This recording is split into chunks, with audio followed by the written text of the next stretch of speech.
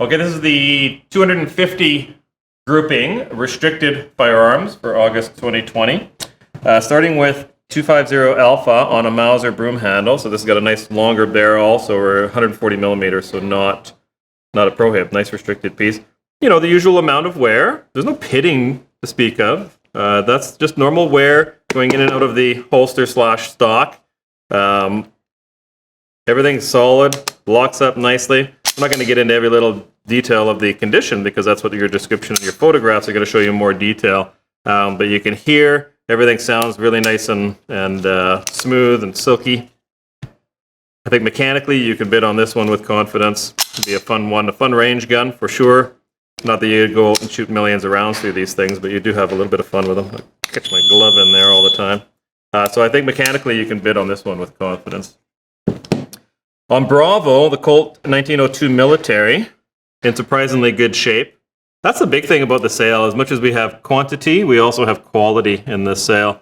So the video is more to talk about the mechanics of it, and it is a good solid piece. Pulled the trigger on everything in this sale. Some of them I do for the video, and some of them not, because I don't want to overdo it. If there was an issue that I knew about, I would definitely mention it. So I think you can bid on this one with confidence. You can feel that lockup is nice.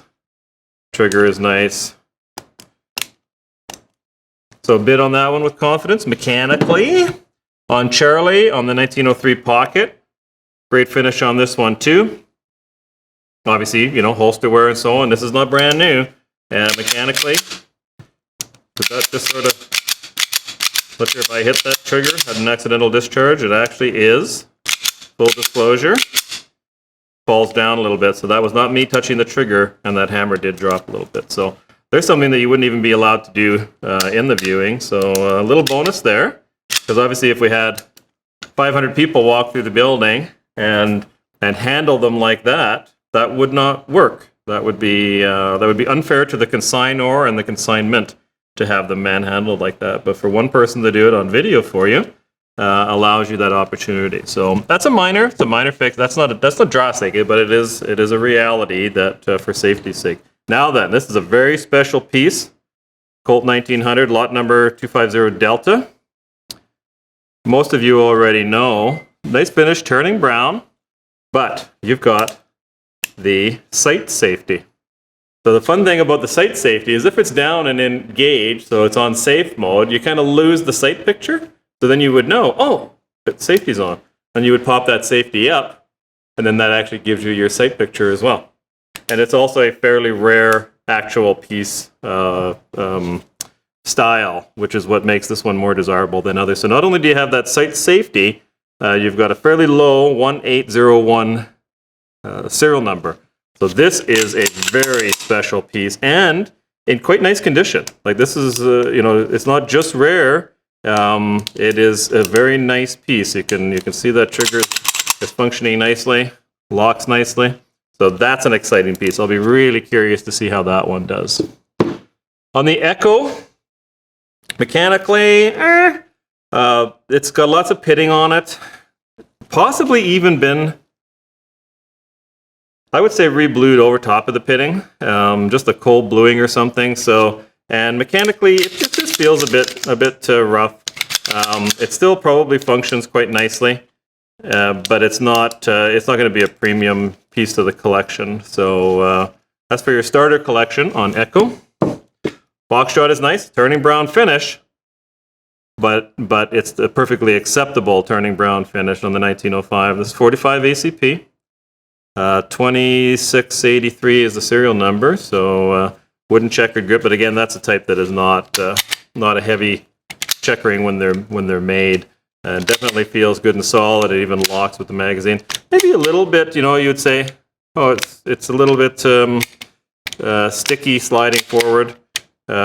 Probably more so the fact that it needs a cleaning and some lubricant than anything else, which you know, you might argue back and forth that that's a good thing because obviously it's the tolerances are still nice and snug if it can get a little bit sticky through the residue. So it still will slide forward. You know, that's not me helping it, that's me slowing it down. So it just feels a little bit sticky. I do like that one. On Gulf, back to revolvers on another Python, longer barrel, 203 millimeter barrel. Does have a cylinder ring in it, and it's not the 38, is no, this is 357. I don't think those were ever a factory issued grip. Don't quote me on that, but I think that those are non-factory. But they are very comfortable, looks like rosewood, finger grips, and cylinder ring on there, so we're not going to hesitate to cycle it a little bit, very little wear on it. Indexing and lockup is nice. I'm going to have a blister on my finger from catching it in there all the time. Feels very nice, both single and double. Indexing perfect. So mechanically, it's awesome. Mechanically, it's just an awesome piece. It has been used. You can see residue in there, and it does need a bit of a cleaning. But like I say, mechanically, awesome piece. Can't say awesome anymore. This one's 38 special. So I wanted to make sure that I remembered to catch that one. Lot number 250 Hotel. Python Target 38, they call it. And in 38 special, because it's target gun, you don't need to beat it up. It does have a cylinder ring in it. It's obviously had some use. But this one here, trigger is, I wonder if they, and again, I'm only speculating, do they have it a little bit lighter on purpose?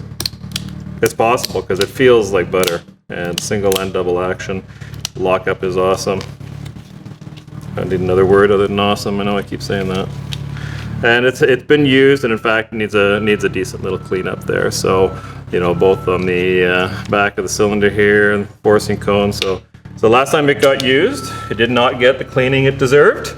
But you can still bid with confidence from a mechanical point of view. You take it home, give it a good bath. On Juliet, another longer piece, 203 millimeter, 357 Magnum. Much less of a cylinder ring, but still enough that we're allowed to cycle it and show you. Proper factory grips on that one. Polished blue finish.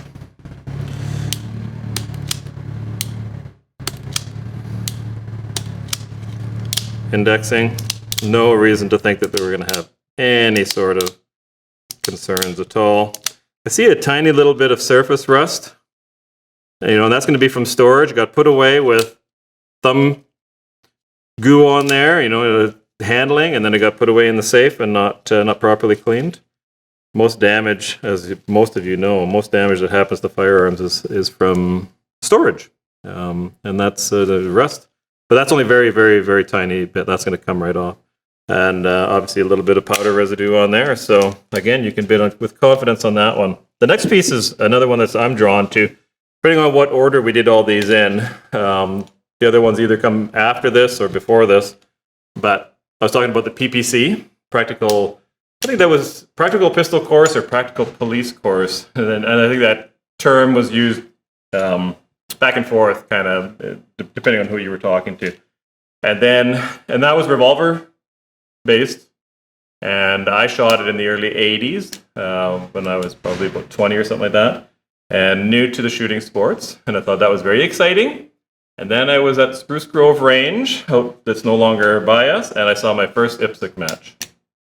And then I knew what I liked. And that was just way more exciting. So at the time, this would have been a cream piece to have. I actually bought, so this has got a compensator on it. I ended up buying what was called a pin gun at the time because it was a sort of pre-compensator, and they just had the weight. So just imagine that port's gone and the weight's in the front, and the ports came along shortly after. I ended up making my own, but because they weren't available off the shelf, like Wilson Combat and all that stuff that you can get today. This gun is from that era, and as much as it may well have been used in competition, it's not highly customized. You know, you still have standard magwell. You don't have adjustable sights, but you do have a nice, clean, clear, big sight. But it's got very little miles on it. You can tell that. I don't know if the compensator is actually factory. I don't know if Colt ever issued them like that. But this would have been the IPSC gun to die for at the time if I'd had the money. But of course, we had a young family and we didn't. So this one here, 100% buy with mechanical confidence. I can just tell it's got so few miles on it. The lockup on the barrel is just fantastic. Not ambidextrous safety, but the thumb safety, trigger grip safety, all in excellent condition. I've been playing around with this one quite a bit, and the safeties work really well. Only single action, of course, so the single action trigger is crisp. So this one is really neat. 250 kilo, almost like brand new. As far as mechanically, it's almost like brand new. 250 mic is brand new virtually. It's got a red dot on it, which I believe we've tested, and we would have put it in. Yeah, so the red dot optic is working, and so this is just a brand new gun. So just buy as if it's brand new. The match target Colt, and don't worry about anything being a surprise when you. I hope I'm not shooting myself in the foot, no pun intended, by giving opinions like this, because it does get you into trouble when you're dealing in the auction business. But we're trying to be as fair and honest as possible.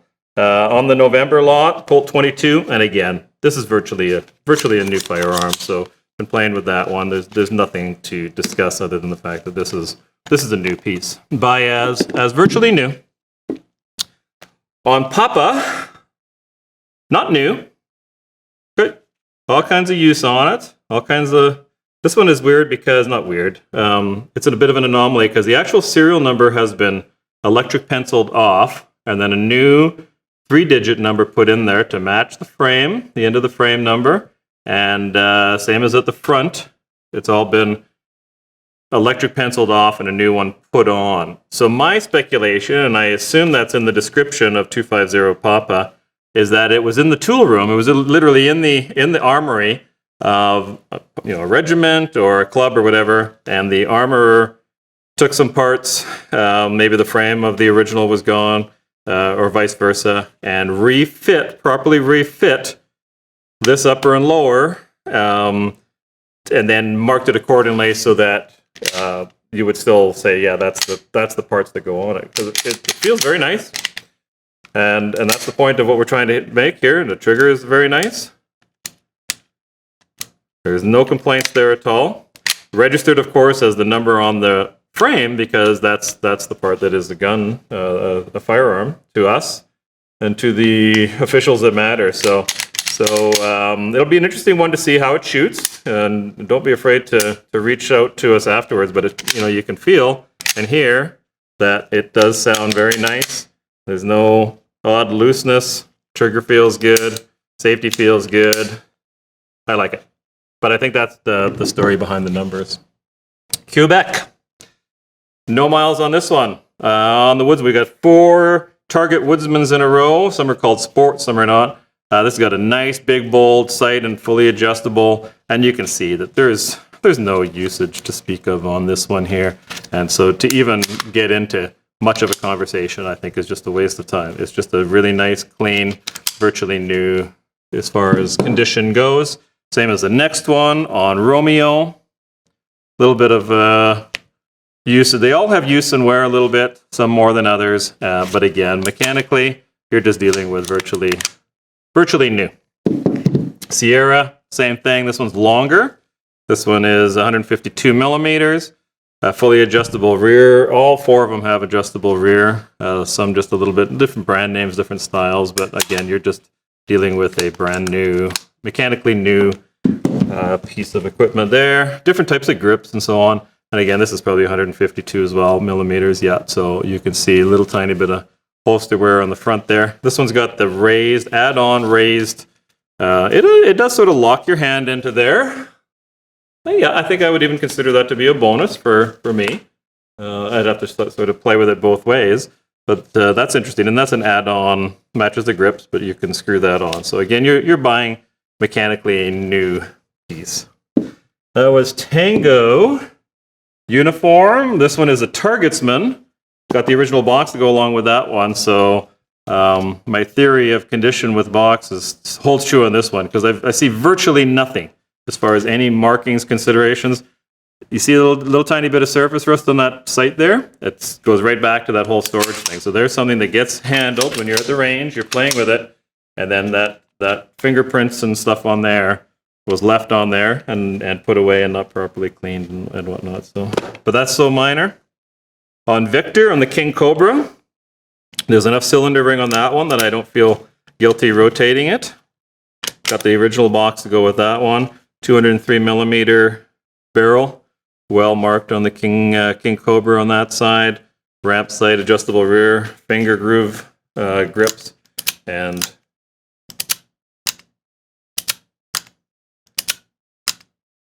I mean, I think you can all agree that we would be in shock if suddenly all of a sudden there was a mechanical issue on one of these pieces.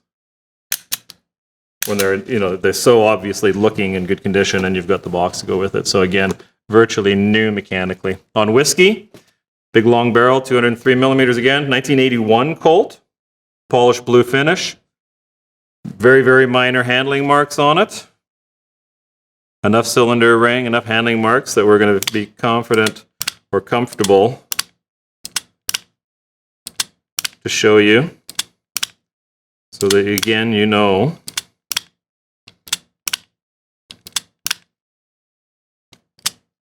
Like butter. Like butter.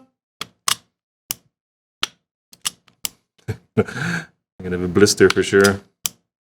I mean, that's such a nice trigger. It's just unbelievable. So mechanically, virtually new.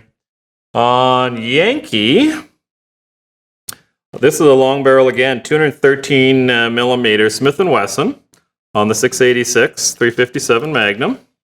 Enough cylinder ring on there that we can rotate this. Satin stainless. Definitely has evidence of use, but not a lot.